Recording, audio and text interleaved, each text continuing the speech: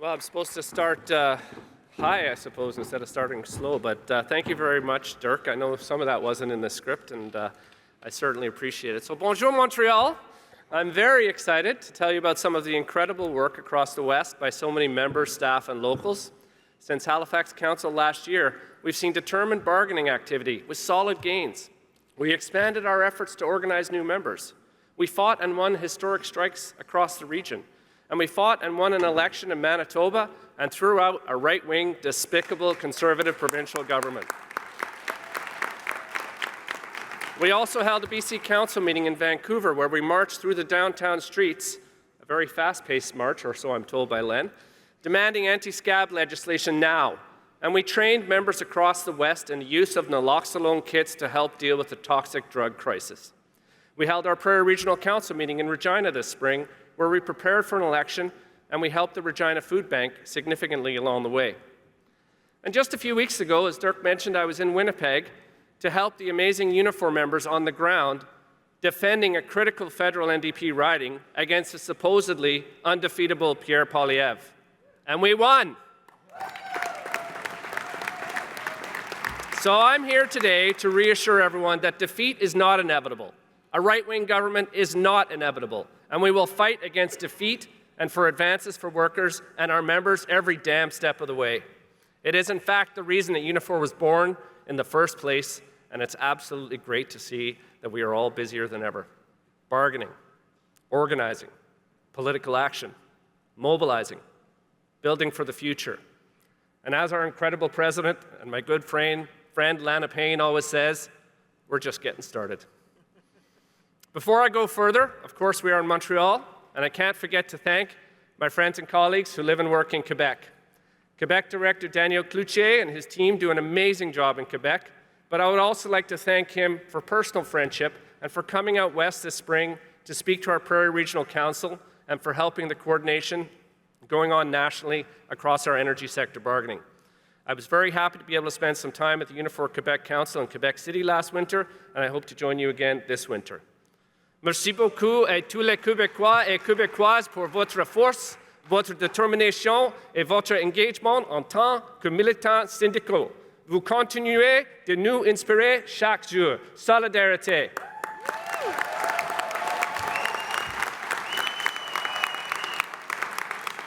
We are also already deep into the start of a critical BC provincial election campaign to defend David Eby and the BC NDP, and we're only days away from the start of an important election in Saskatchewan to hopefully topple the arrogant and out-of-touch Scott Moe government. I work with so many amazing activists all the time, far too many to name, although you've all asked me to name, I just don't have that much time, but I would like to especially thank our BC Regional Council Chair Leanne Marsh and Prairie Regional Council Chair Guy Deforge, and the rest of the activists at the BC Council and Prairie Council, and all of the amazing staff I work with, including the Western Area Directors, Mario Santos, Steve Kerrigan, and Frank Wright. And I would also like to congratulate my friend Guy on his re-election again as president of his local 445. But even though we are celebrating victories, dark clouds continue to be seen on the horizon, threatening our members and their jobs, and even their very communities. The impact of climate change continues to add up, and our members are affected everywhere by what seems to be a regular fire season with evacuations of entire towns every year. In BC a few years ago, the entire town of Lytton burned to the ground, and it still hasn't been rebuilt at all. I remember giving my report in Halifax last year while Yellowknife was being evacuated, and I remember Brother Chad McNeil from Local 2002 on the mic giving a passionate speech about his home. This May, I spoke with the president of Local 4960, Aaron Millions, as his members were being evacuated from northern BC near Fort Nelson, but thankfully they returned as the fire stayed away from town. In July, while up in Hinton near Jasper with Lana, I also spoke with Jason Patience, the president of Unifor Local 4534 in Jasper, as his members were fleeing the town. As Lana and I left Hinton that day, just as the fire grew near to Jasper, not too far down the road, as Lana said yesterday, the sky was literally raining ash. Jasper had to evacuate 25,000 people and lost 30% of the buildings in town with upwards of $700 million in damage. Sadly, that number will rise as the impact on tourism is already profound and the town will be slow to recover. We also recall the devastating 2016 inferno that caused damages of $4.4 billion and destroyed large parts of Fort McMurray, where our members in Unifor Local 707A work.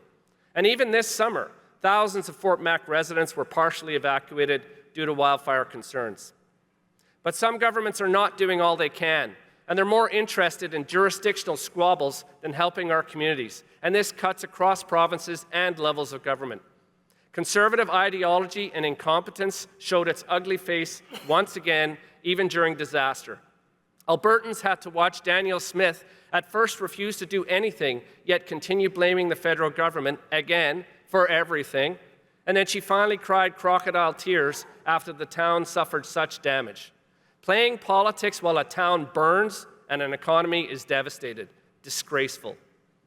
Last year, BC's Forest Minister was complaining because funding had been made available to help, but it had not actually been fully utilized by various municipal governments. Just this year alone, preliminary figures put BC spending on fire relief as at least $387 million for 1 year. We tend to think of disaster relief and emergency evacuation and rebuilding relief plans as something we don't need to worry about as a union, or something that we have no control over. But that must change, as the impact of climate change and poor planning creates more and bigger disasters every year. Giving money to the Red Cross every year, as we've been doing, it feels like it's no longer enough. And of course, I'm talking to the Prairie Regional Council about some donations. But brothers, sisters, siblings, we must do more and use our collective power. We must come up with a strategy that helps our members and locals push for better disaster relief and fire prevention measures around vulnerable communities. We can use the strength of our local unions and our members in fire and flood vulnerable communities to prepare and make sure that every emergency prep dollar that is needed is spent, and that local unions have a say in what their town or region is planning in the event of a disaster. We can demand that workers are on the boards of any group discussing disaster planning to make sure their members, families, and industries are protected with the maximum effectiveness. We can also build better networks to connect with each other in remote regions to help each other out between various unions, and I know that often happens organically.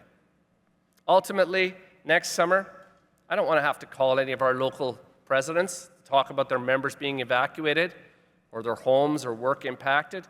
So please, send in all of your good ideas. Let's get working on some good ideas on how we can use our collective strength to take care of each other as we know how to do in this union. Thank you. And bargaining. Just this past year, the local unions and staff have been working to make sure we take advantage of this powerful moment and reach historic collective agreements. I'm very sorry that I can't mention each one, but here's just a few of the incredible examples. More than 750 members in Unifor Local 144 working at various casinos for Manitoba liquor and lotteries finally won some real justice after a strong strike vote last year under a new government. So congratulations to Local 144 President Liz Sousa and her team, and Suzanne King for all the hard work. Bargaining certainly became easier with the change of government, but I know it took a lot of hard work to fight smart and mobilize those members. Liz and Suzanne told me that this agreement is the best agreement that the members had seen in more than 30 years. And many members had tears in their eyes as they realized what they had achieved with the solidarity, their trust in the union, and their willingness to go out if needed. And I hear this story a lot, and I congratulate each and every one of you for helping to raise the bar. The global pandemic was hard on our members working in the hospitality industry, and now the workers are demanding their fair share of the profits, and they're not afraid to strike to achieve it if needed. Amazing agreements at the Fairmont Empress and the Fairmont Hotel Vancouver set the stage for a new contract with the Coast Cole Harbour Hotel and Local 3000, and wages increasing between 22% and 32% over the course of the agreement. Our members at the Residence Inn and Local 433 just won a 3-week strike in downtown Vancouver, fighting for fair wage increases and safer working conditions. I marched with those workers at a rally in downtown Vancouver to corporate headquarters a few weeks ago. And normally I'm one leading the occupation, but had to keep them in the lobby because they were ready to go upstairs. We sent a very strong message to the company, and that strike was settled only a few days later when they actually saw how determined and unbreakable those workers were. That new contract that the residents in includes a 12% raise in the first year and a total of 26% over the life of the agreement, among many other gains. So well done, everyone there. And Dirk was just up here. We know this has been a busy bargaining year for our energy workers as well. Dozens of locals have already ratified the pattern agreement with a hostile government, so congratulations to all the locals on their ratifications, including 707A, new agreements with Suncor, and also with SMS. And I'm very excited about the new Keep It in the Pipeline campaign from the Energy Council. I feel we're going to get the attention of government quickly on this. We actually got the attention of government before we even launched the campaign, but we're going to keep doing it because we need to have common sense campaigns for emissions reductions, but also good union jobs. And many of our Alberta local unions representing thousands of education support workers are already starting or getting ready to head into bargaining this fall with a government that could care less about them or the kids they work with. It's sad but true. We know the UCP is controlling all the bargaining, and we'll have to find out whether they simply want to work with us on a new agreement to help with the morale and the recruitment, or if they're looking to pick a fight. So Elaine and Debbie and all the rest of you, either way, we're going to be ready. We're going to be prepared to get the best deal possible for our members, and we will stand right beside you in your struggle for a fair agreement. Under the Scott Moe government, SaskTel has seen the gradual but steady contracting out of union jobs. Over the past few years, we worked with the Telco Council providing support to the SaskTel campaign, radio ads, billboards, internal and external mobilization. These locals used that pressure this summer to get a new agreement with SaskTel. So congratulations to the bargaining teams in Local 1S and 2S on getting a new deal. And I was also happy to join the rally in Ottawa as part of the Shame on Bell campaign a few months ago. It's going to take some time and planning, but with a lot of sustained solidarity, I feel confident we're only going to get stronger from here by working against a corporation that clearly doesn't know what it's doing. And other Saskatchewan Crown locals have also bargained new agreements, and I'd like to congratulate everyone in Local 649 on their new agreements with SaskPower and Sask Energy. Our members in Sask Water have also reached an agreement. And that's really impressive because it's not easy bargaining with a hostile government. So congratulations to all of our Crown locals in Saskatchewan and the staff reps on getting a great job done in very difficult circumstances. And in media, although times are continually tough, one of our oldest locals, Local 191, representing workers at the Winnipeg Free Press, deserves some recognition also for a new 3-year agreement with some of the best raises they've seen in over 15 years. And DHL, that's going to be in every region. I joined with Unifor DHL locals and their bargaining teams across the country in Vancouver this summer, and we had international support from the ITF reps who were on the ground there with us. It's going to be a very tough round of national bargaining for thousands of members, but I know they're up for the fight, and again, we're going to stand shoulder to shoulder with them as they push hard and get the fair deal that they so much deserve. I've been working with Local 2002 and our unit of about 1,000 security screeners in the Calgary airport who are now under a new contractor, Paladin. We met with the new management a few months ago, but the road has been bumpy, to say the least, in Calgary. Workers have been denied bathroom breaks and having water bottles at their stations, and they held a rally outside Calgary airport with our full support. We're already starting the process to begin getting ready for next year's bargaining, and if that means we have to put on a national campaign, we will do it, but it's going to be a tough round there also. But there are other industries where workers are still not back to full employment.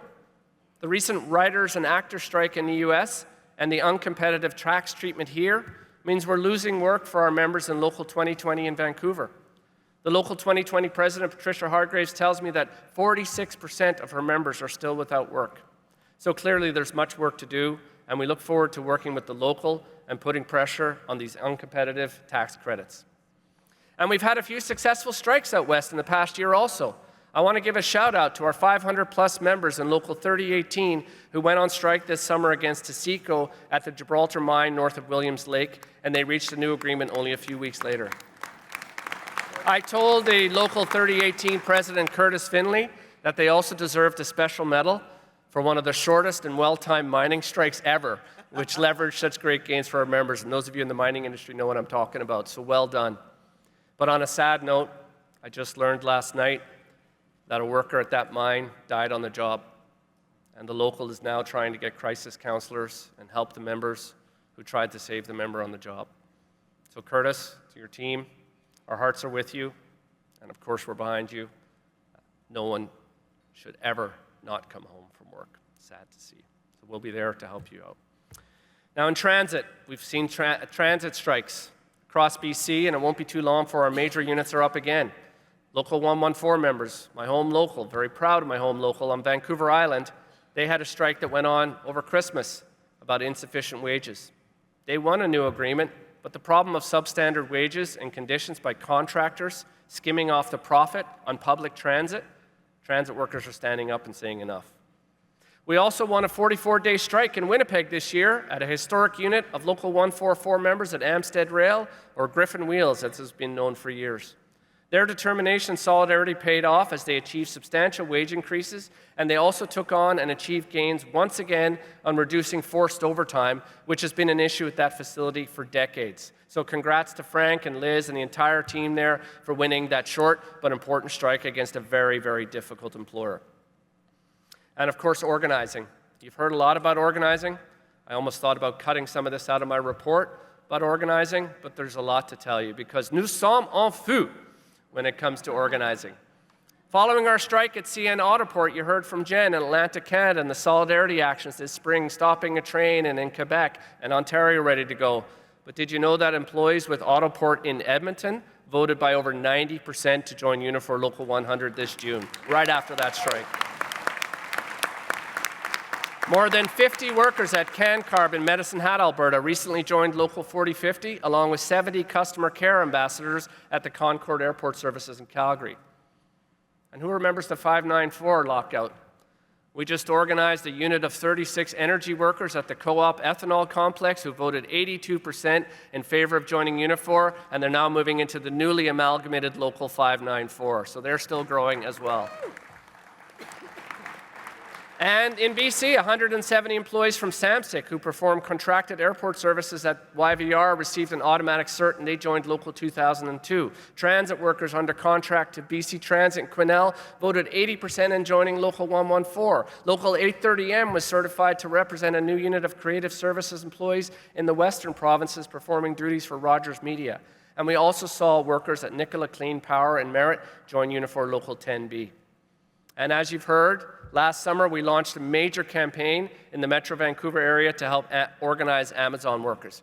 It was a thoughtful, well-resourced campaign, and in May this year we reached the point where we applied to the BC Labour Relations Board for certification of not one, but 2 large Amazon warehouses in Delta and New Westminster. And as you've heard, these workers are on the cusp of forming a union, and that will no doubt be a watershed moment across the country, as we've been talking about Walmart as well. The Labour Board eventually ordered a vote for the workers at one warehouse in BC, and that vote is now sealed pending a hearing that's going to start in a couple weeks. We believe Amazon, of course, inflated employee numbers again and committed serious unfair labour practices. Now in BC, serious unfair labour practices can and has resulted in an order by the Labour Board for automatic certification.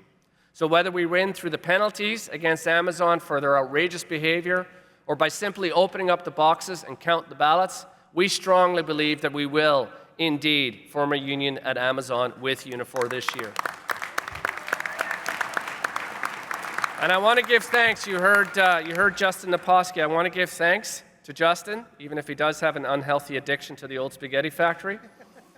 But the whole organizing team across the country, and including those in the West, Simon Lau and Margaret Olal, Bruce Fafard in Alberta, Rocky in Manitoba, all the member organizers for their incredible, incredible work. It's just amazing, and you're making us all so proud, but let's keep it up. We've also been pushing hard to see improvements to standards for so-called gig workers who work for giants like Uber and Skip the Dishes. And BC recently introduced some new minimum standards. These standards include minimum hourly wages, stronger tip protections, compensation for vehicle expenses, and gig workers will be covered by WorkSafe BC for job-related injury. There are still serious obstacles when gig workers attempt to form unions, such as the total lack of transparency about how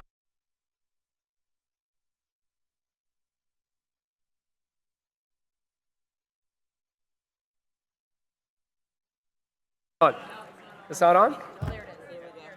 I thought I was getting the hook already. I checked the rules of order. I didn't think you could call the question on me up here, but anyway. Watch it, someone might. Someone might, yeah, exactly. Okay, keep going. Anyway, the point is we don't know how many workers are in these gig companies. 100 workers for Uber at the airport don't know if they have to organize 200 workers or 2,000 workers. So if we don't know what the actual threshold is, it's more likely to make it impossible to organize. As I told the BC Labour Minister recently, sure, we'll organize at 50% plus one, but 50% of what if we never know the number? We've continued to lobby for organizing changes so that employers, just like they were years ago in Ontario, are forced to provide a payroll list after 20% of workers sign union cards, and we're going to keep pushing the BC NDP further after we re-elect them to government on October 19th.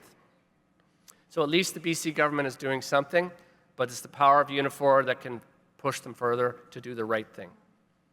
And in Alberta, our members continue to suffer under the incompetent UCP, led by Danielle Smith.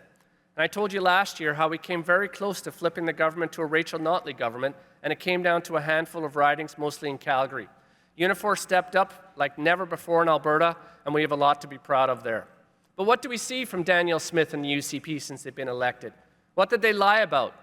Well, for one, they still want to take Albertans out of the Canada Pension Plan, and they put out a ridiculous report claiming Alberta is entitled to 1/3 of the pot of the entire national CPP fund. They also introduced legislation that would give the province the power to veto any deal between the federal government and provincial entities, including municipalities and post-secondary schools. It's ideology run amok. In late January, Danielle Smith announced sweeping policy changes that will disproportionately impact trans, non-binary, and gender-diverse youth. Shame. She's put a bullseye on our most vulnerable youth to score cheap points with ultra-conservatives. It's disgusting. This announcement is connected to a wider, coordinated movement to attack gender justice and reproductive rights globally, as we've unfortunately seen also in Saskatchewan and New Brunswick. And in late July, I went up to Hinton, Alberta, as I've said. We visited Local 855, a local with so much history. I think we promised to go back for their next anniversary. And we toured the town, they're over there, yeah. We toured the town's saw, pulp, and paper mills, and we also visited our local 250A members at the Labatt's Brewery in Edmonton. We also visited the Hinton's Women's Shelter, where the dedicated staff are also Local 855 members who support women and children fleeing from violence. I can tell you, the bravery and determination of the staff and clients, it was incredibly moving and inspiring.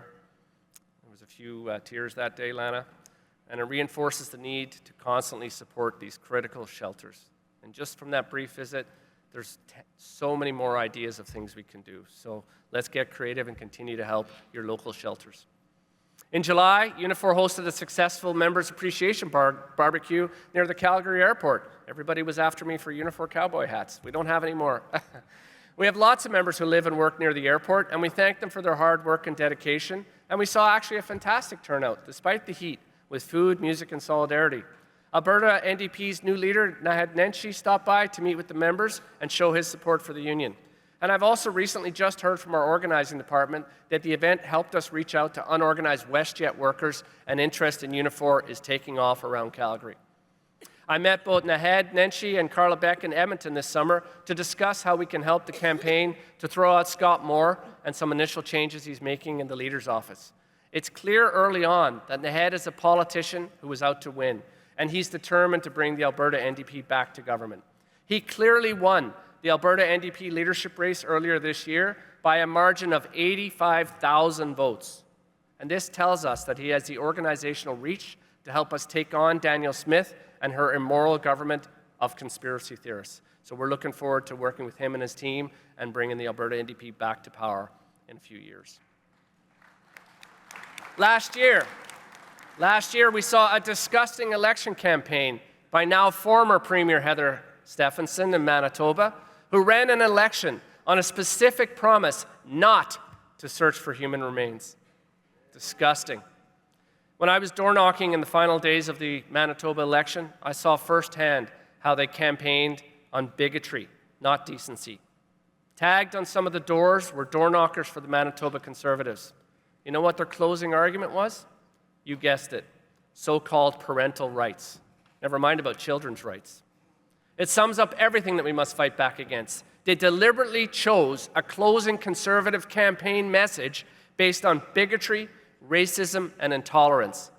The PRC executive and committees were wonderful. They saw the challenge. They came in to help volunteer at the start and the end of the campaign. And the sheer numbers of members contacted, the volunteer hours put in by everyone was astonishing, as were our results. I remember a picture at the start of the campaign in an ad that Unifor had sponsored in a Winnipeg transit shelter showing Heather Stephenson, and it simply said, "We can stop her." And so, just as we promised last year in Halifax, Unifor Manitoba members rose up. They came out in greater numbers than any other union by far. They worked their hearts out, and in the end, we did stop her. On election day, we were focused on 15 hard Conservative ridings, and our team helped bring 14 out of 15 ridings in against fierce opposition. Heather Stephenson lost her government. She lost the election. She resigned as party leaders, and she has stepped down as an MLA as well. And when the by-election for her seat occurred a few months later, our member stepped up again, and we took her old seat back for the NDP as well. And so, Wab Kinew was sworn in as a Premier of Manitoba. It's only less than a year ago. The first First Nations Premier of a province, and he's probably the country's most popular Premier today, for good reason. Our local Unifor Local 191 member, Tracy Schmidt, who was supported heavily, was named as the Manitoba Minister of Environment and Climate Change and the ministry responsible for Efficiency Manitoba. We also had a local member run. Local 830 member Dan Rugg ran for the Manitoba NDP, and we helped him out as well. He didn't win, but thank you, Dan, for stepping up and making your union proud. And thanks so much also to Frank Wright, Gina Smoke, Josh Coles, Aaron Harrison, our team of member organizers led by Bibbs from 2002 and Anthony from 2169, and everyone who helped in that amazing victory. You know who you are, and you were amazing. It proves we can win against the darkness and disgusting attempts to divide us. It was a tremendous honor shortly afterward to attend the first speech from the throne for the new Manitoba NDP government last October with a bunch of key Unifor activists from the campaign. And in January, our Manitoba team, led by Frank Wright, met with Manitoba's new Minister of Labour and Immigration, Malaya Marcelino. Anti-scab legislation and single-step or card check certification at 50% plus one were at the very top of our list. And we were very pleased, therefore, to support the Manitoba government announcement a few weeks later of their intention in Manitoba to introduce anti-scab legislation and single-step union certification at 50% plus one of the cards signed. Now, of course, the PC still took their orders from the business community, so they stalled these bills in the spring session, but it's a majority government, and they've been clear that those bills will ultimately pass probably later this year. And as you heard Mike from New Flyer say, in April we saw more tangible results of our election efforts in Manitoba directly benefiting our members. The first Manitoba budget announced a commitment of $10 million to help New Flyer facilities, improved access to training through increasing the number of apprenticeships, $116 million for more social housing, and $20 million to start the search of the Brady Road landfill, which is now starting to get underway. Amazing, in only less than a year. And you will have heard by now, of course, about Autoport, CN Rail. Jen talked about it, and they bust scabs across the picket line. But I would like to thank Corey Wills and Jason Lancaster from Local 100 and for the dozens and dozens of activists in Winnipeg who came out on very short notice to help us safely send our message to CN and conduct effective secondary picketing in Winnipeg. We sent a very strong message, and of course it was followed up by Daniel's team in Quebec, and Samia was ready to go in Ontario. But get this, CN and Autoport were so annoyed that they raced to get an injunction against the union. Not for what we had done in Winnipeg or even in Quebec. Guess where they came to try to get an injunction before we had commenced any action? Saskatchewan. If you can believe it, we had an injunction handed down there based on what Unifor might do for secondary picketing, even though we hadn't even planned anything. But it didn't matter much in the end. The workers won and ratified a new deal, and as I just mentioned, more Autoport workers joined Unifor shortly after. We met with Manitoba's Minister of Finance and Energy and the Climate Change Minister to push for protection of energy sector jobs, as Dirk mentioned, to address that critical issue of the fugitive methane emissions as a first part of the Keep It in the Pipe campaign. We stressed on the need for reducing reliance on contractors in Manitoba, and we stressed the importance of improving labor relations in the energy sector. Jay from Local 681, representing Manitoba Hydro, was able to look at the finance minister straight in the eye, and he said, "You have absolutely nothing to worry about any job loss for your members. That's why a different government matters. They underscore the importance of collaboration between government and Labour in building a sustainable energy future, and I feel good that the Manitoba government will be standing with us, fighting climate change, but also making sure that we have good family-supporting union jobs. And also in March, Manitoba announced its first matriarch circle, and we're very happy to see that Gina Smoke was invited to be part of the group of 15 matriarchs, 2 grandmothers, knowledge keepers, and a youth representatives. The matriarchs, yes. The Matriarch Circle is a critical step forward in the fight for justice and safety for Indigenous women, girls, and gender-diverse individuals, and we're incredibly proud of Gina Smoke's involvement and, of course, enthusiastically support the mission. Congratulations also go to Rocky Ana Nuevo, who has also recently been appointed as a public representative to the College of Pharmacists in Manitoba. You're going to have to learn a lot about pharmacists pretty quick, Rocky. And as you heard from Lana, Unifor continues to support maintenance of the Drag the Red boat. And Guy Deforge and I traveled out with Gina and Frank to distribute the check for significant funds raised at the Prairie Regional Council from the locals and the National Union. And this spring, more than 50 Unifor members from across BC were in meetings with MLAs and cabinet ministers for key economic sectors. We lobbied on transit funding, bringing in a Pay Equity Act, changing organizing laws even further to include sectoral bargaining and easier sign-up procedures. But unfortunately, our forestry sector in BC is in trouble. Continues to be dramatically affected by market cycles, issues with access to fiber, reckless exports, corporate concentration, and the sheer scale of equipment investment concerns. So as a result, the mills operate in a way that exposes workers and communities to the brunt of economic cycles and investment decisions. As one example, I stood with Premier Eby and Local 1132 in January 2023 at an announcement which was supposed to bring 100 workers back. 1 year later, in January 2024, that investment didn't move ahead, and the workers faced permanent curtailment after being strung along for a full year on layoffs of months after months. We also saw the permanent closure of the pulp line at Canfor's Prince George Mill and recent announcement up north of more closures, and the consequences will be felt community-wide. We're trying to assist our members with the fallout up there, but I can tell you the whole region is on edge. So we couldn't stand by and let these closures go unanswered, and the industry crisis required us all to work together. So I reached out to my counterpart from the United Steelworkers, Scott Lunny, their new Western Director, and to the PPWC to propose a forestry workers summit.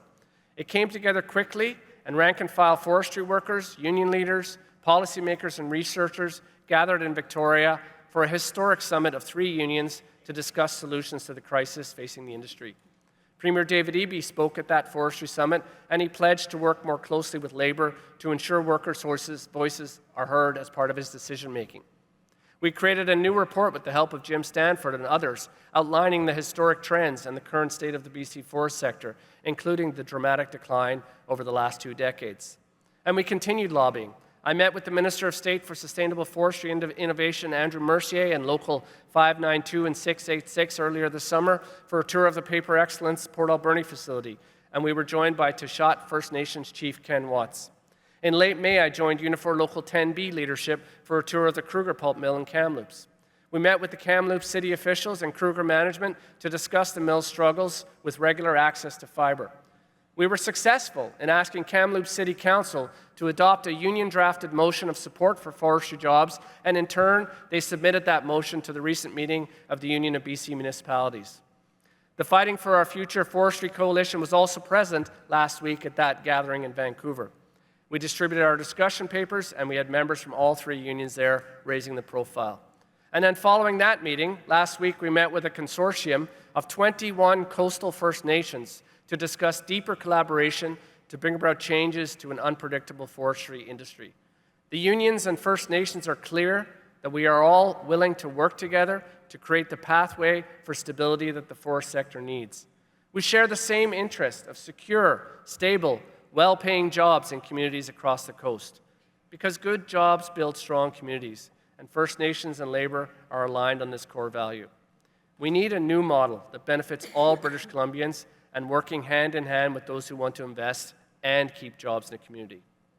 We're going to keep working that forest campaign. We're not done yet by a long shot. And of course, bargaining is coming up next year as well. Now, TransLink and Coast Mountain Bus Company in BC just released a report highlighting a significant funding shortfall. Lana mentioned it in her speech.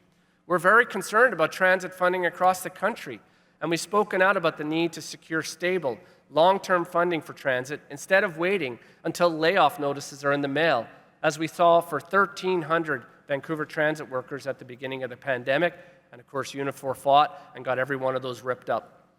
Public transit is critical for sustainable urban development, and we need to have a comprehensive strategy that includes contributions not only from the province but from federal and municipal governments. And as I mentioned, we're just about to fight 2 provincial elections in the West, and we just finished the one in Winnipeg. We've seen the moral bankruptcy of the right wing as they shamelessly take their orders from the business community. We had a BC Liberal Party in BC. It was the opposition. They had their former cabinet minister, Kevin Falcon, taken over. And he decided to rebrand his party as BC United. I knew then it sounded like a failed soccer team, and sure enough, his support collapsed. The BC Conservative Party, which was always a joke in BC politics, suddenly smelled blood in the water as their poll numbers rose. Only a few weeks ago, in a shameless move, Falcon folded BC United and abandoned all of his candidates to the BC Conservative Party. And he was clear. I watched the press conference. He was clear that he did it because the business community told him to do it. He's a puppet for the business community. He said they didn't care about anything else other than defeating the NDP. Because the business community doesn't like paying the highest minimum wage in the country, having workers have an easier chance to form a union, or paying for sick days.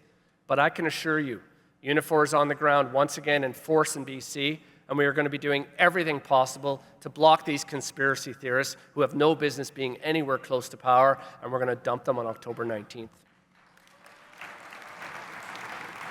We've already got member organizers on the ground. They're already hitting the doors. Our advertising is going to be in multiple languages on radio. We've got bus tails that are going to be running all over Surrey saying we can't afford to go backwards. And I have a special Unifor message to the BC business community and their political puppets that they need to understand. Workers will fight to keep this government because we're not going backwards. And we're also just about to start the one in Saskatchewan. It's likely going to take place on October 28th. Scott Moe claims the province is prosperous, but everywhere you look, public services are in decline and working people are struggling. Key public services like healthcare are starved of funds. He picks fights with teachers. And the Saskatchewan minimum wage remains the lowest in Canada, with no shame at all shown by Moe for his disgraceful record. Moe wants voters to blame Ottawa, but the cause of underfunded services is looking at him right in the mirror. And it's clear that it's time for change for that worn-out right-wing government to an NDP government led by Carla Beck, who came and spoke to our PRC in the spring. The prairies are a particular hotbed for anti-trans hate, and Unifor members have stepped up to fight back against those governments who fuel those fires, such as Premiers Scott Moe and Danielle Smith. So it's so important that the PRC and all Saskatchewan locals take on this fight like never before and work out their hearts to win this election. And I look forward to joining the Unifor PRC team next week in Saskatoon to get going in this election and fighting our hearts out for a workers' government instead of a government that only takes its orders from the business community. And in all this incredible work, I take strength from our members and from our incredible national leadership team, Lana, Daniel, Len, Jen, and Samia. What a team. In Canada and elsewhere, a renewed sense of militancy among workers in the face of low wages and high inflation, it's inspiring others to demand better from their employers and to hit picket lines if necessary, as we've seen over the past 2 years. But this rise in worker militancy, it's not a surprise, and corporations are going to continue to gouge us and push back and try to destroy our movement. Because we all know that corporations just don't like to have to face strong unions and workers who know their strength, period. They don't like that we're one of the only organized forces in society, an organized force who can reach into their back pocket and actually take money out. We can force them to lower their profits, increase our wages, reduce their reliance on overpaid contractors, and we can drastically impact production as well. They're always ready to engage in union busting for selfish reasons, money and power, pure and simple. Old as the hills, dark as the far side of the moon. And I've been using this example and telling people what Unifor is up to these days. Every union organizer dreams of building a fire of activism among workers, with the right amount of kindling carefully placed and a smart plan towards building the structure to shine a bright light. And we have lit that fire, and we are building our light together. And as leadership, our duty, our obligation at this moment, even more than any other, is to stand beside you, to stand with no apologies to corporations, to stand with workers, and to congratulate them on building a big fire against the darkness. And instead of putting it out as leadership, we're right there with you. We want to lean down and we want to blow on that kindling to bring the fire bigger and brighter than ever before, because you are that fire, bigger and brighter than ever before. You are what Unifor is, and you are what Unifor can become. I'm very proud and honored to stand with you and our amazing team of leaders, locals, and staff every day. Merci beaucoup et solidarité, mes chers amis.